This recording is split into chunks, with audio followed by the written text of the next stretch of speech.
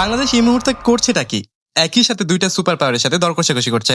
একদিকে চীনের কাছ থেকে 20টিরও বেশি অত্যাধুনিক যুদ্ধবিমান কেনার প্রস্তুতি প্রায় শেষ। অন্যদিকে আমেরিকার সাথে সই হওয়া এক চুক্তি, যেখানে শর্ত দেওয়া আছে চীন থেকে অস্ত্র কেনা কমাতে হবে। মাঝখানে বসে আছে বাংলাদেশ, আর এই পুরো খেলার সব থেকে বড় মাথা ব্যথা যার, সে হচ্ছে ভারত। যে সিদ্ধান্তগুলো বছরের পর বছর ঝুলে ছিল, সেগুলো এখন একের পর এক বাস্তবায়ন হচ্ছে। কিন্তু কিভাবে? আজকের ভিডিওতে পুরো বিষয়টাই আমি আপনাদেরকে খুলে বলবো। So let's deep drive.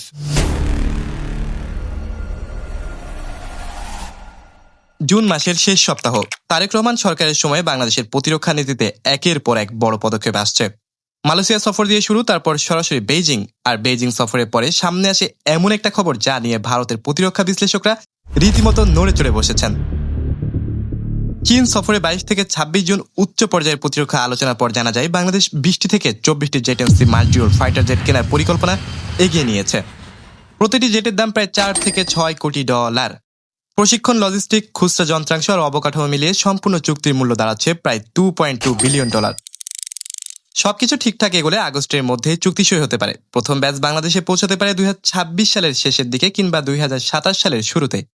এই বিমানগুলো মূলত প্রতিস্থাপন করবে পুরনো F7 আর সীমিত সংখ্যক MiG-29 বহরকে, যেসব বিমান বছরের পর বছর কোনো বড় ধরনের আপগ্রেড ছাড়াই আকাশে উঠছিল।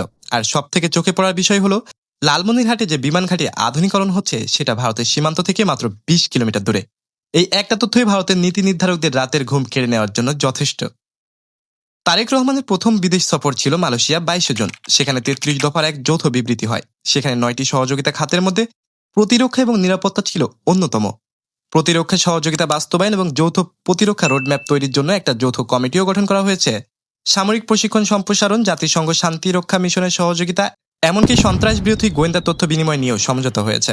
প্রথম সফরে এতগুলো দিক একসাথে আনা, এটা স্পষ্ট একটা বার্তা দেয় যে নতুন সরকার সময় নষ্ট করতে চাইছে না। মালয়েশিয়ার ঠিক পরই 4 দিনের চীন সফরে যান প্রধানমন্ত্রী। শুধু জেটেন্সি চুক্তি নয়, প্রতিরক্ষা অবকাঠামো, বাণিজ্য আর বিনিয়োগে দ্বিপাক্ষীয় সহযোগিতা আরো গভীর করার আলোচনা হয়েছে। ভারত এই পুরো বিষয়টাকে শুধু একটা অস্ত্র কেনার লেনদেন হিসেবে দেখতেই পারছে না। তাদের কাছে এটা এই অঞ্চলে চীনের প্রভাব বিস্তারের একটা বড় ধাপ। আর এই জায়গাতেই ভারতের কৌশলগত অস্বস্তিটা সব থেকে স্পষ্ট হয়ে ওঠে। অন্যদিকে 7 জুলাই মানিকগঞ্জের সিংড়ায় সেনাবাহিনীর গ্রীষ্মকালীন মহড়া চলাকালীন সময় আকস্মিকভাবে পরিদর্শন করেন তারেক রহমান। দেশের ইতিহাসে এই প্রথম কোনো প্রধানমন্ত্রী সরাসরি প্রশিক্ষণ এলাকায় গিয়ে এতটা সময় কাটালেন। কাঁচা রাস্তা, ধানক্ষেত, জঙ্গল পেরিয়ে হেঁটে গিয়েছেন 9 পদাতিক ডিভিশনের প্রশিক্ষণ ক্যাম্পে। রেড মহড়া নিজের চোখে দেখেছেন। সেনা বাংকারে নেমে রণকৌশল নিয়ে আলোচনাও করেছেন। ছদ্মবেশে অবস্থানরত সেনা সদস্যদের সঙ্গে দেখা করেছেন এবং তাদের সঙ্গে বসে তাদেরই খাবার খেয়েছেন। তার বার্তা ছিল স্পষ্ট, দেশের জনগণ সেনাবাহিনীর ওপরে গভীর আস্থা রাখে। তাই পেশাদার প্রশিক্ষণ আর সর্বোচ্চ প্রস্তুতি এখন সব থেকে জরুরি। এর সাথে যুক্ত আরেকটা প্রসঙ্গ, এপ্রিলে বান্দরবনে উদ্বোধন হয়েছে আর্মি হিল অ্যান্ড জঙ্গল ওয়ারফেয়ার স্কুল, যা দুর্গম পাহাড়ি এবং জঙ্গলাকীর্ণ এলাকায় অভিযান পরিচালনার সক্ষমতা বাড়ানোর জন্য প্রতিষ্ঠিত করা হয়। জেটেন্সি হোক কিংবা জঙ্গল ওয়ারফেয়ার স্কুল, সবকিছু আসলে পুরনো ফোর্সেস গোল 2030 পরিকল্পনার ধারাবাহিকতা। এটির লক্ষ্য হচ্ছে সশস্ত্র বাহিনীর আকার ও সক্ষমতা বৃদ্ধি, দেশীয় প্রতিরক্ষা শিল্পে আরো জোর। নৌবাহিনীকে ত্রিমাত্রিক বাহিনীতে রূপান্তরের অংশ হিসেবে কক্সবাজারের পেকুরিয়ায় তৈরি হয়েছে সাবমেরিন ঘাঁটি বানজা শেখ হাসিনা, আর পটুয়াখালীতে দেশের সব থেকে বড় নৌঘাঁটি। বিমান বাহিনীকেও ভাগ করা হয়েছে, কিন্তু দুটো কমান্ডে, দক্ষিণাঞ্চল আর উত্তরাঞ্চল। শুধু যুদ্ধ বিমান না, স্থলবাহিনীতেও বড় পরিবর্তন আসছে। ফেব্রুয়ারি 2026-এ চট্টগ্রাম বন্দরে পৌঁছেছে চীনের তৈরি VT-5 হালকা ট্যাঙ্কের আরও একটা নতুন বহর। বাংলাদেশের নদীমাতৃক নরম মাটির ভূপ্রকৃতির জন্য বিশেষভাবে উপযোগী এই ট্যাঙ্ক, কারণ এটা হালকা আর দ্রুত চলাচল করতে পারে। এর পাশাপাশি আছে চীন থেকে নিয়ে আসা SY-400 ব্যালিস্টিক এবং গাইডেড রকেট সিস্টেম, যা 10 মিনিটেরও কম সময়ে লঞ্চের জন্য কিন্তু পুরোপুরি প্রস্তুত হয়ে যায়। 900 থেকে প্রায় 1300 কেজি পর্যন্ত ওয়ারহেড বহন করতে সক্ষম এটি। আর্টিলারিতেও বৈচিত্র্য বেড়েছে। সার্বিয়া থেকে নিয়ে আসা 36টি নোরা B-52 155 মিলিমিটার স্বচালিত হাউটজার, সাথে 49টি WS-22 মাল্টিপুল রকেট সিস্টেম, আর তুরস্কের MK থেকে বর্নার 105 মিলিমিটার হালকা হাউটজারও নিয়ে আসা হয়েছে। ট্যাঙ্ক বিধ্বংসী অস্ত্রের তালিকায় নতুনভাবে যোগ হয়েছে শিকান ATGM, নরিসো HJ-8 এর পাকিস্তানি লাইসেন্স ভার্সন। অর্থাৎ একদিকে যেমন বড় চুক্তি হচ্ছে, তেমনি অস্ত্রভাণ্ডারের বৈচিত্র্য এনে একাধিক উৎসের ওপরে নির্ভরতাও তৈরি করা হচ্ছে। জানুয়ারি 2026-এ চীনের CETC ইন্টারন্যাশনালের সাথে সরকার একটা চুক্তি সই হয়েছে।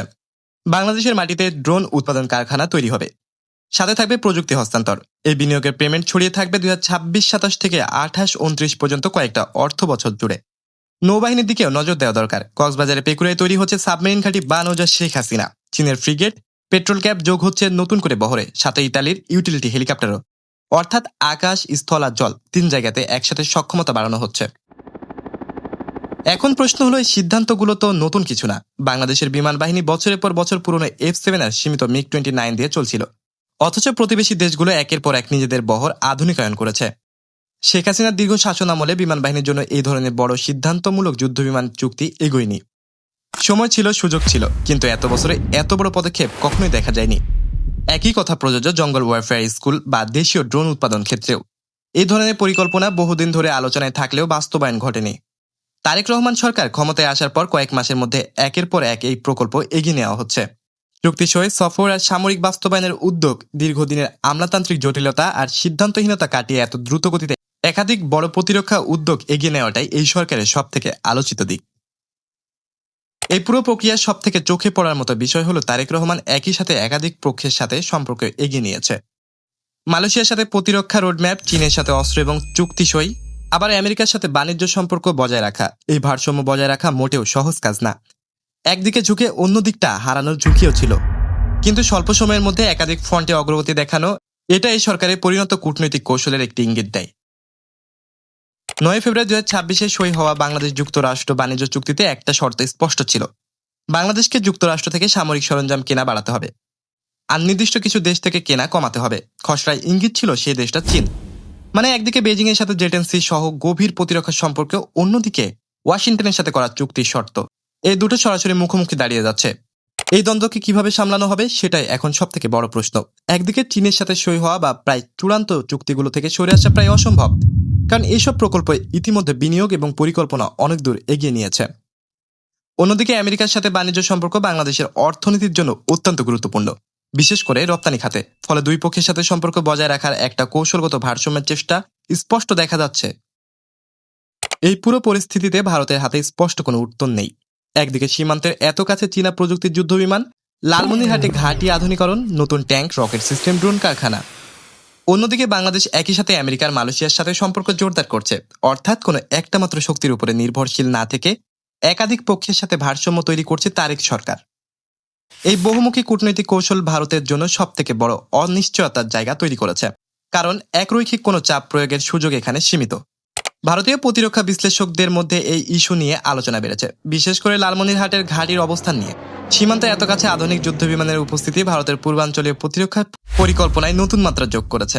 এই প্রেক্ষাপটে বাংলাদেশ ভারত সম্পর্কের ভবিষ্যৎ গতিপথ কেমন হবে সেটা নিয়ে নানা মহলে বিশ্লেষণ চলছে।